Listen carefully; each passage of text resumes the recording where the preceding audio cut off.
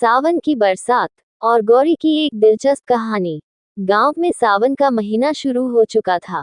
चारों ओर हरियाली छा गई थी और खेत खलिहान पानी से लबालब भर चुके थे। पेड़ों पर नई नई पत्तियां आने लगी थीं और फसलें लहलहा उठी थीं। इसी माहौल में एक छोटा सा गांव था, जहां गौरी नाम की एक लड़की अपने परिवार के साथ रहती थी। गौरी एक मस्तमौला और खुशमिजाज लड़की थी। वह अपने माता पिता की इकलौती संतान थी और गांव के हर छोटे बड़े त्योहार और उत्सव में बढ़ चढ़कर हिस्सा लेती थी। सावन का महीना गौरी के लिए बहुत खास था, क्योंकि वह इस मौसम का आनंद लेने के लिए अपने दोस्तों के साथ झूला झूलती, बारिश में भीगती और मिट्टी के खेल खेलती थी।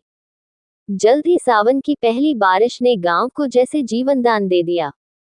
चारों तरफ बच्चों की खुशी और हंसी ठिठोली की गूंज सुनाई देने लगी। गौरी भी बारिश का मजा लेने के लिए अपनी सहेलियों के साथ बाहर निकल आई।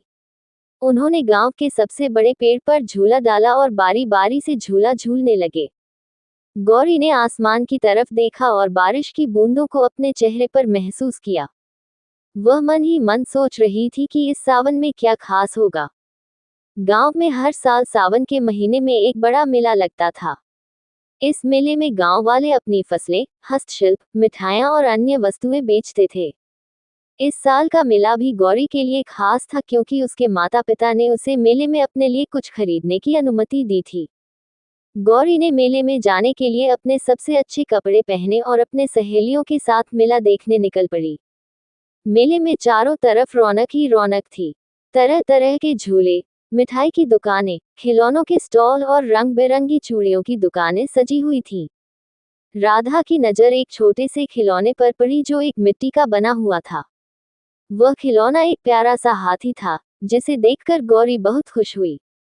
उसने अपने माता पिता से वह खिलौना खरीदने की जिद की और उसे वह खिलौना मिल गया।